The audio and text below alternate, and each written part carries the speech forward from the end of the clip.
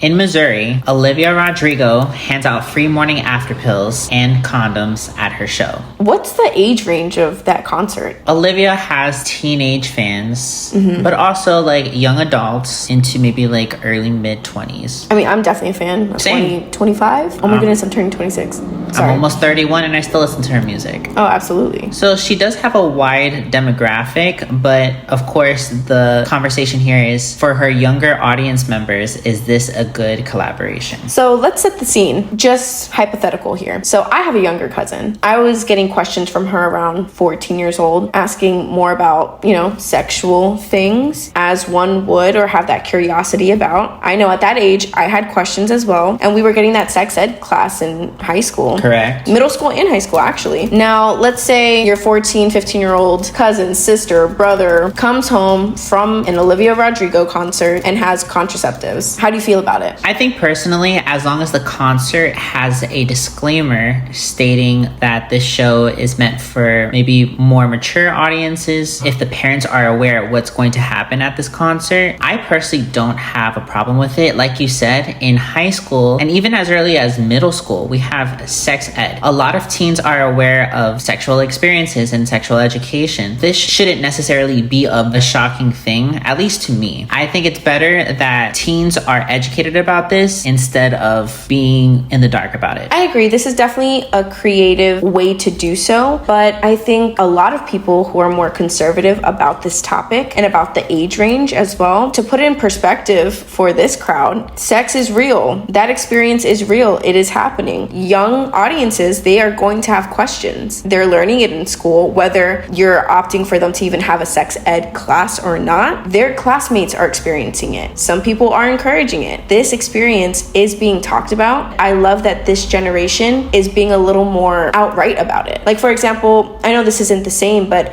I remember when ARIANA Grande was on tour, she went into politics. But I thought that was such a smart marketing move because at the time I know she was under fire for saying whatever she said about America and licking that cupcake. Donut. The Arianators are gonna eat me up for that one. So I kind of like how it's like concerts times whatever collaboration that's going on. For me, most teens have access to internet, and on the internet you have access to every social media platform. They all talk about many things, which include sex, especially X, or formerly known as Twitter. That's one of the go-to social media platforms for the spicy content. Tumblr. Oh, Tumblr used to be that one until they banned it. They banned Tumblr? No, they didn't ban Tumblr. Tumblr banned sexual content. Oh, spicy content. Or NSFW content. Plus.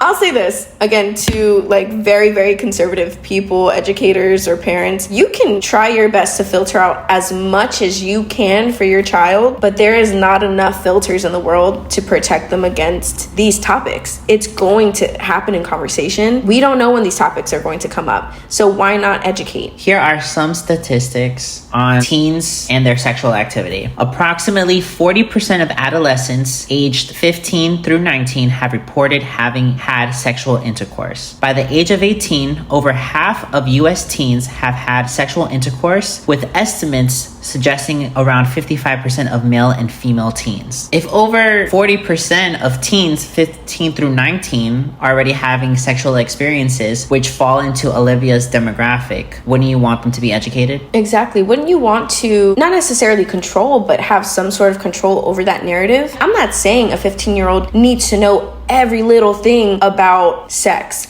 but they should not think that it's a foreign concept at all. And they should learn how to be safe. Exactly. One last thing I would like to state about this whole situation is that people who are talking about kids should not be exposed to this type of information in terms of sexual education. Let me also talk about that the Bible specifically contains scripture that refers, not explicitly, but talks about sexual experiences or activities. So let's talk about 1 Corinthians 7, 2-5, which discusses sexual relations within marriage, encouraging spouses not to deprive each other. Let's talk about Leviticus 18 and 20, which lists prohibited sexual relationships, which focus on incest, adultery, and homosexual acts. Let's also talk about Hebrews 13:4, which states that marriage in bed should be kept pure. Now, for anyone who is saying that, especially those who come from a conservative background, saying that these types of talks should not happen in school. Well, it's mentioned in the Bible. It's happening in church, period.